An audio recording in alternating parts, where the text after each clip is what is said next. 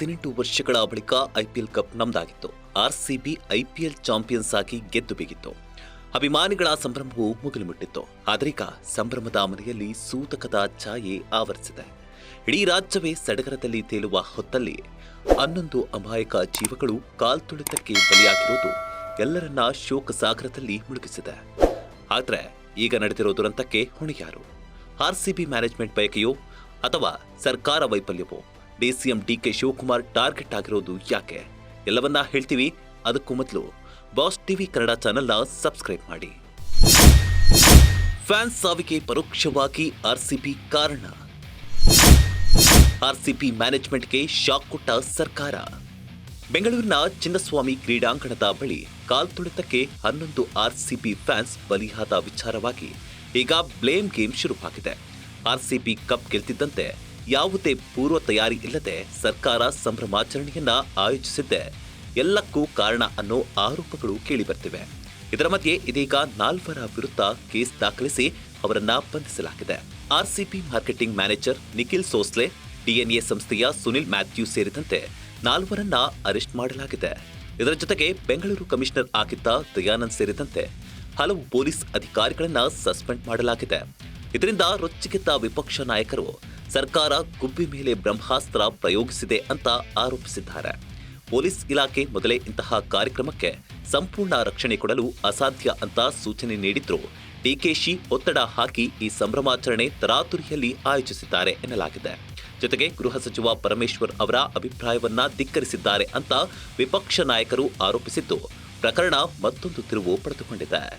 ಇವತ್ತು reels minister ಅಂತ ಕರೀಲಿಕ್ಕೆ ಇಷ್ಟಪಡ್ತೇನೆ ಅವ್ರನ್ನ. ಯಾಕೆಂದ್ರೆ ಇವತ್ತು ಅವ್ರು ನಡ್ಕೊಂಡಿರ್ತಕ್ಕಂಥ ರೀತಿ ಇದೆಯಲ್ಲ, ನಿಜವಾಗ್ಲೂ ಕೂಡ ನೆನ್ನೆ ದಿನ ಬಂದು ಕಂಡಲ್ಲಿ ನೀರು ಹಾಕ್ತಾರೆ.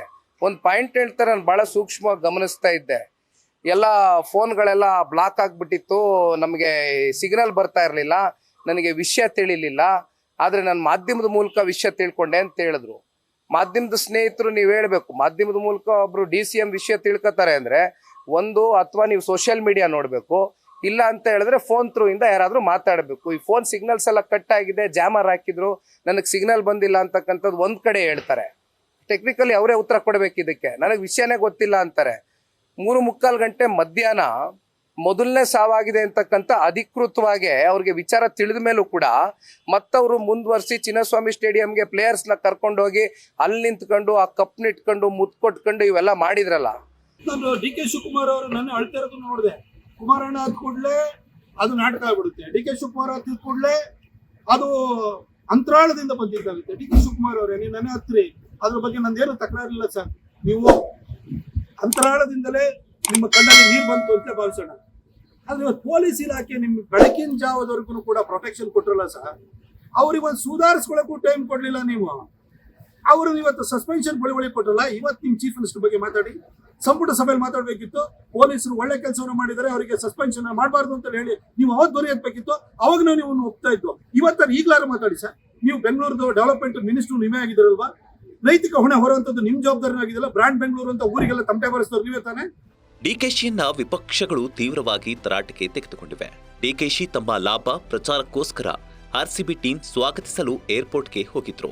ರಕ್ಷಣಾ ಇಲಾಖೆಯ ಸಲಹೆಯನ್ನ ನಿರ್ಲಕ್ಷಿಸಿ ಕಾರ್ಯಕ್ರಮವನ್ನ ಆಯೋಜಿಸಿದ್ದೇ ಕಾರಣ ಅಂತ ವಿಪಕ್ಷ ನಾಯಕರು ಆರೋಪಿಸುತ್ತಿದ್ದಾರೆ. ಹೊರಗೆ ಹೆಣಗಳು ಬೀಳ್ತಾ ಇದ್ರು. ಡಿಕೆಶಿ ಐಪಿಎಲ್ ಟ್ರೋಫಿಗೆ ಮುತ್ತಿಟ್ಟು ಫೋಸ್ ಕೊಡ್ತಾ ಇದ್ರು. ಅಮಾಯಕರ ಸಾವಿಗೆ ಅವರ ಚೈಲ್ಡಿಶ್ ಬಿಹೇವಿಯರ್ ಕಾರಣ ಅಂತ ಕೇಂದ್ರ ಸಚಿವ HD ಕುಮಾರಸ್ವಾಮಿ, ಬಿಜೆಪಿ ರಾಜ್ಯಾಧ್ಯಕ್ಷ ವಿಜಯೇಂದ್ರ ಆಕ್ರೋಶ ಹೊರಹಾಕಿದ್ದಾರೆ. ಎರಡೆರಡು ಕಡೆ ಸಂಭ್ರಮಾಚರಣೆ ಯಾಕೆ ಬೇಕಿತ್ತು? ಡಿಕೆಶಿ ಅವರಿಗೆ ಪ್ರಚಾರವೇ ಮುಖ್ಯವಾಗಿತ್ತು ಅಂತ ಮಾಜಿ ಸಂಸದ ಪ್ರತಾಪ್ ಸಿಂಹ ಲೇವಡಿ ಮಾಡಿದ್ದಾರೆ. ಪರಿಸ್ಥಿತಿ ಕೈಮೀರಿ ಹೋಗಿದೆ ಅಂತ ಗೊತ್ತಿದ್ರು ಡಿಕೆಶಿ ಆರ್ಸಿಬಿ ಟೀಮ್ ಜೊತೆ ಸೆಲೆಬ್ರೇಷನ್ ಮುಂದುವರೆಸಿದ್ಯಾಕೆ ಅಂತ ವಿಪಕ್ಷ ನಾಯಕರು ಪ್ರಶ್ನಿಸಿದ್ದಾರೆ. ಪಾಪ ನಮ್ಮ ಕನಕಪುರದ ಉಪಮುಖ್ಯಮಂತ್ರಿ ಅಲ್ಲಿ ಯಾವುದೋ ಕೋರ್ಟ್ ಕೇಸಲ್ಲಿ ಕನಕಪುರದಲ್ಲಿ ಇರ್ತಾರೆ. ಅವರಿಗೆ ಅವ್ರ ಪತ್ರಿಕಾ ಕಾರ್ಯದರ್ಶಿ ಸರ್ ಇಲ್ಲೆಲ್ಲ ಜನ ವಿಧಾನಸೌಧ ಮುಂಭಾಗದಲ್ಲಿ ಸನ್ಮಾನ ಮಾಡೋದಕ್ಕೆ ಇಲ್ಲೇನೋ ಅರೇಂಜ್ಮೆಂಟ್ ನಡೀತಾ ಇದೆ ಸರ್. ಆಗ ನನ್ನ ಗಮನಕ್ಕೆ ಬರದೆ ಯಾರು ತೀರ್ಮಾನ ಮಾಡೋರೆ ಗೊತ್ತಿಲ್ಲ ಅಂತೇಳಿ ಪಾಪ ಕೋರ್ಟ್ ಆಗಿದ್ದ ಅವ್ರ ಪಟಾಲ ಕರ್ಕೊಂಡು ಸ್ವಲ್ಪ ಜನ ನೇರವಾಗಿ ವಿಧಾನಸೌಧಕ್ಕೆ ಹೋದ್ರು. ಸಾರಿ HAL ಏರ್ಪೋರ್ಟ್ಗೆ HAL ಹೋಗಿ ಅಲ್ಲಿ ಅವರಿಗೆ ಸನ್ಮಾನ. ಅದೆಂತದೋ ನಮ್ಮ RCB ಫ್ಲಾಗ್ ಒಂದು, ಇನ್ನೊಂದು ನಮ್ಮ ಕನ್ನಡ ಫ್ಲಾಗ್. ಇವ್ರ ಕತ್ತಲ್ಲಿ ಕನ್ನಡದ್ದು ಫ್ಲಾಗ್ ಇಲ್ಲ, ಇಂಪೋರ್ಟೆಡ್ ಎಂತದ್ದು ಹಾಕತ್ತಾರೆ ಈಗ ಸ್ಟೈಲ್ ಆಗಿ ಶಾಲ್ನ. ಕನ್ನಡ ಸ್ಟೈಲ್ ಇವ್ರು ಹಾಕಿರಲ್ಲ. ವಿರಾಟ್ ಕೊಹ್ಲಿ ಕೈ ಕೂಡ ಹೋಗಿದ್ದಾರೆ ಕನ್ನಡ ಫ್ಲಾಗ್. ಅವರು ಒಂದ್ ಸೆಕೆಂಡ್ ಮತ್ತೆ ವಾಪಸ್ ಅವ್ರಿಗೆ ಕೊಡ್ತಾರೆ. ಇವೆಲ್ಲ ತೋರಿಸಿದಿರೋದು ಅಲ್ಲಿ ಅವ್ರು ಶೋ ಮಾಡ್ಕೊಂಡು, ನಾನು ಬ್ರ್ಯಾಂಡ್ ಬೆಂಗಳೂರು ದೇಶಕ್ಕೆ ತೋರಿಸ್ಬೇಕು ಈ ಕಾರ್ಯಕ್ರಮದ ಮುಖಾಂತರ ಅಂತ ಹೇಳಿ ಅವ್ರದ್ದು ಏನೋ ಒಂದು ಕಾರ್ಯಕ್ರಮ ಇಟ್ಕೊಂಡು ಪ್ಯಾರಲ್ ಬ್ರ್ಯಾಂಡ್ ಬೆಂಗಳೂರು. ಒಂದ್ ಕಡೆ ಸಂಭ್ರಮಾಚರಣೆ ಬಗ್ಗೆ ಸಿಎಂ ಸಿದ್ದರಾಮಯ್ಯ ಟ್ವೀಟ್ ಮಾಡಿ ಕರೆ ಕೊಡ್ತಾರೆ. ಮತ್ತೊಂದ್ ಕಡೆ RCB ಮ್ಯಾನೇಜ್ಮೆಂಟ್ ಕೂಡ ಇನ್ಸ್ಟಾಗ್ರಾಂನಲ್ಲಿ ಪೆರೇಡ್ ಸೆಲೆಬ್ರೇಷನ್ ಬಗ್ಗೆ ಪೋಸ್ಟ್ ಮಾಡುತ್ತೆ. RCB ಕೋಟ್ಯಾಂತರ ಅಭಿಮಾನಿಗಳನ್ನ ಹೊಂದಿದೆ ಅಂತ ಗೊತ್ತಿದ್ರೂ ಸಹ ಈ ರೀತಿ ಬಹಿರಂಗವಾಗಿ ಪೂರ್ವ ತಯಾರಿ ಇಲ್ಲದೆ ಸಂಭ್ರಮಾಚರಣೆ ಕರೆ ಕೊಡೋದು ಎಷ್ಟು ಸರಿ? RCB ಮ್ಯಾನೇಜ್ಮೆಂಟ್ಗೂ ಬುದ್ಧಿ ಇರ್ಲಿಲ್ವಾ? ಈ ದುರಂತಕ್ಕೆ ಪರೋಕ್ಷವಾಗಿ ಅವರು ಕೂಡ ಕಾರಣ ಅಂತ ವಿರೋಧಗಳು ವ್ಯಕ್ತವಾಗ್ತಿವೆ. ಈಗಾಗಲೇ ಪ್ರಕರಣ ಹೈಕೋರ್ಟ್ ಮೆಟ್ಟಿಲೇರಿರೋದ್ರಿಂದ ಮುಂದೇನಾಗುತ್ತೆ ಅನ್ನೋದು ಭಾರಿ ಕುತೂಹಲಕ್ಕೆ ಕಾರಣವಾಗಿದೆ. Bureau report, boss TV Kannada.